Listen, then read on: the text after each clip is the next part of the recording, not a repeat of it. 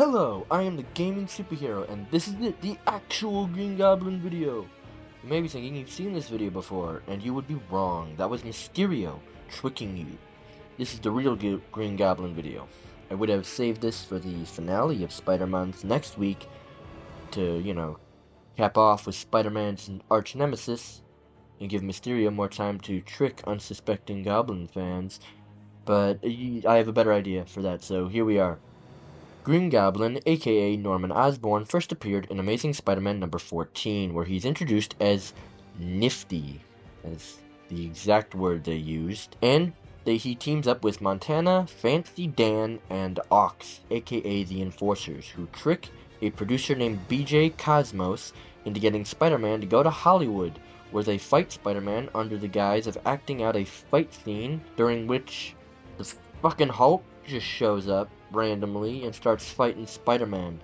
Spider-Man and Green Goblin manage to escape, and that's pretty much it for the story. But some other interesting points is Norman Osborn as a character isn't introduced as a character until like issue 23, and in this first story he has a mechanical broomstick and not a glider. So very strange introduction in general. But now to the kit. I have made him a duelist, so that makes 2 in a row.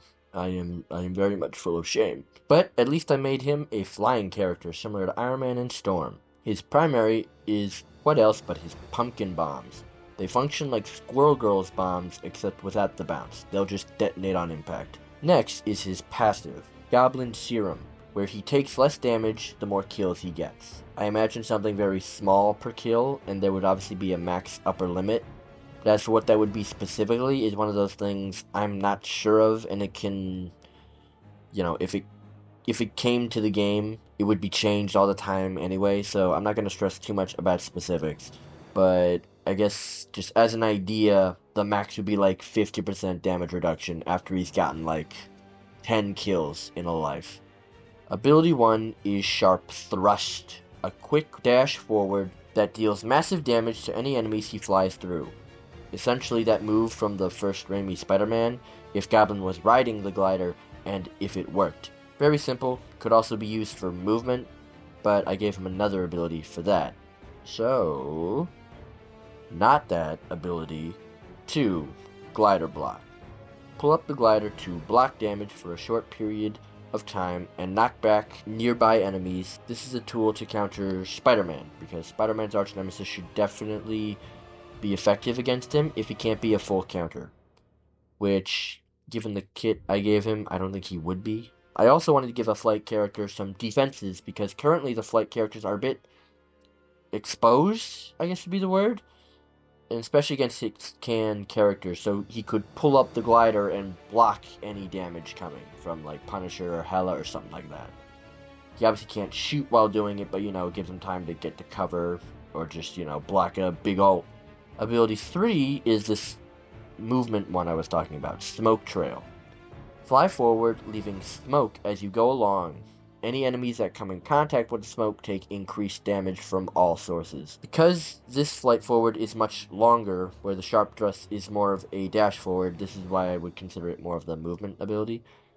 It also serves a different purpose than just faster forward movement, as well as the smoke looking similar to Punisher smoke, making it function as visual cover, so it's very much multi-purposed. But yeah, primary focus would be to just have the enemy take more damage. Now the ultimate. This is where it gets really interesting. Green Goblin turns into Ultimate Goblin, essentially just turning into a tank with the same passive, increased health, but shoots fireballs and is no longer a flight character.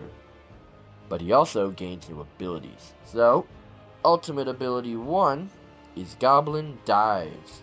Leap into the air and come crashing back down to deal massive damage. Think Winter Soldier ult, except on a cooldown and doesn't reset on a kill. The specific damage output I'm unsure of given how I plan for this ult to work, but I'll explain when I get there.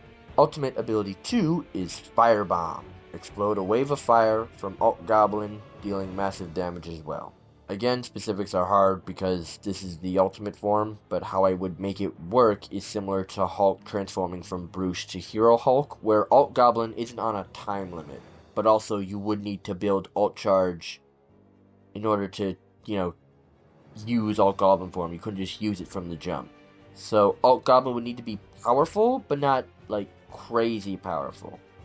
As well as killing Alt Goblin doesn't send him to Green Goblin first. He will just die and then spawn in the respawn room. But also Green Goblin can gain his ult while Alt Goblin is still on to turn back to regular Goblin if you want. I don't know why you would want to, but it is an option because they do play very differently. When I decided to do Green Goblin, I wasn't sure what to do with his like big monstrous form he has in the Ultimate Comics. I knew I wanted the primary kit to be like the traditional Green Goblin, but also I knew that if we do that, it essentially denies the ability to put the Ultimate Goblin in the game, which I also didn't like.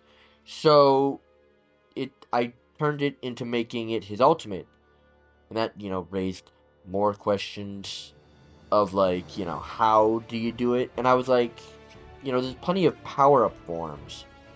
So what if to make this one different, it can just be a full transition, and he can just stay as that form if he chooses, and also doesn't die.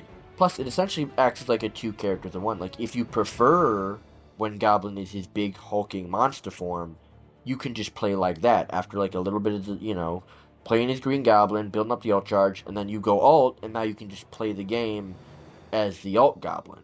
But obviously all the balancing numbers need to be tweaked, because obviously if he can just be his own character, he can't be like too strong, but at the same time it's still an ult you're building up to, so like it's tricky. But I like where I landed with this ult and how it sort of works. There is no team up.